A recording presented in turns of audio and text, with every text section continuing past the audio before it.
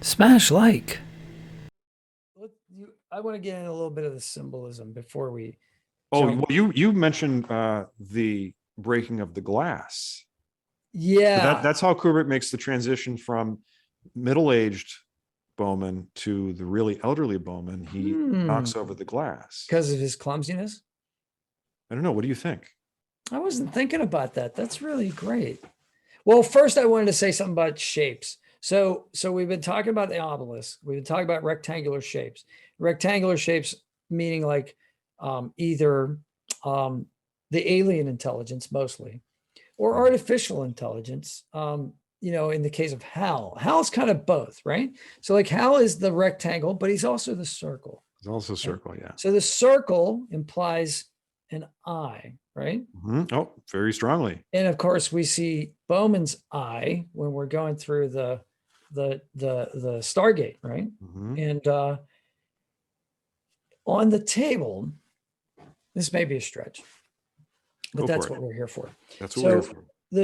On the table, the serving trays are rectangular with lids, but the plate is round.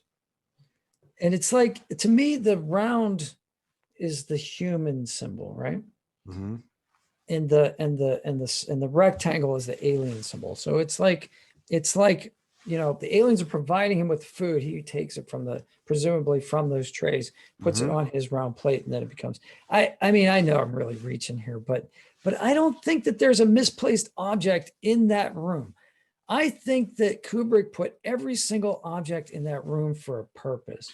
I tend to agree with you only because everything else that he did was so deliberate. Nothing in any shot that he did appears to be casual. And people that worked with him on this film talk about this a lot, that it's often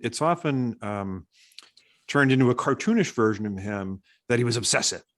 Right. No, he was deliberate. The way they describe it is that he was not obsessive. It's that he knew what he wanted. Yeah. And he wanted his people to deliver exactly what he asked for. I admire that. Right. So that supports your idea that in a scene, particularly a scene that is as sparsely populated with objects as the end room scene is, I would have to imagine that everything was considered, not placed randomly, not chosen randomly. Well, those chairs look really darn comfortable, I have to tell you. I don't have a chair like that in my house. Yeah. The bed looks really comfortable too. The bed does look pretty comfortable, although it's a bit large for my taste. The food looks really good, right? Like it's like a full plate of food that he's tucking into there, man. Yes. Like he is having a meal, right? Yes. What? Let me ask you a question. Yeah, I have a different memory of that end sequence. So he's eating as the middle stage Bowman in the jacket. Yeah. I feel like I remember one where he was really elderly, hairless, in the white suit, eating soup. Am I misremembering that? Or maybe that was in 2010. I don't know. No, I don't think that's in 2010, but you've just sparked maybe a false memory. Like maybe now I'm inserting a memory that I didn't. It could be a false memory, but the thing is that I like that. He cut 15 or 20 minutes out after the first showing. Maybe we saw it in a different version, or and I'm just wondering. Yeah, I'm just wondering if it's possible that I've seen an alternate version.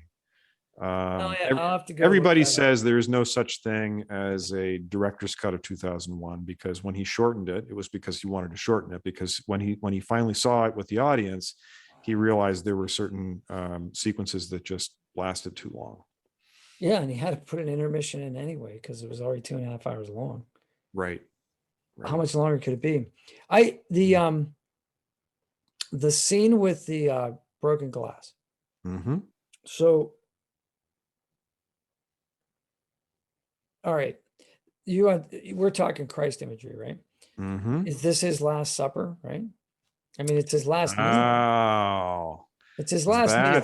That's an interesting, his last meal. Yeah. I mean, is he a condemned man, or is it just his last like sensual pleasure of eating before he becomes transformed into an other world? Is it his last worldly act. You know what I mean?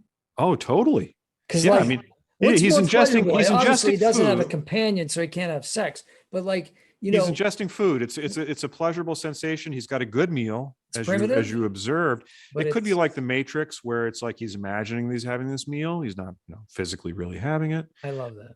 And the idea that this is an imagination or a dream, it's not actually happening, also very likely.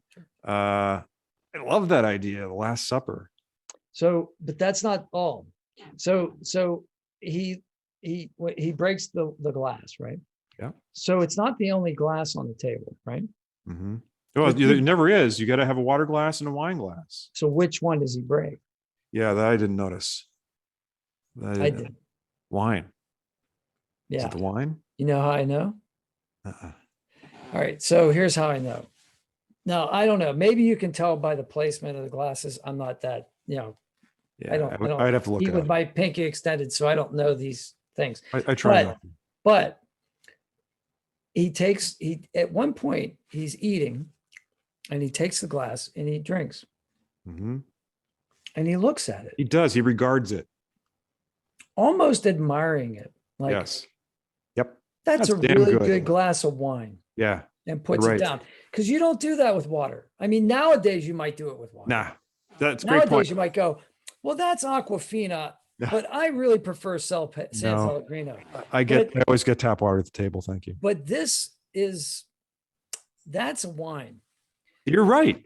I remember, since I just watched it last night. You're right. He takes a moment and he looks at it and he does admire it. Yeah. So you're right. That is the wine glass. So that's the wine glass. That is Christ imagery.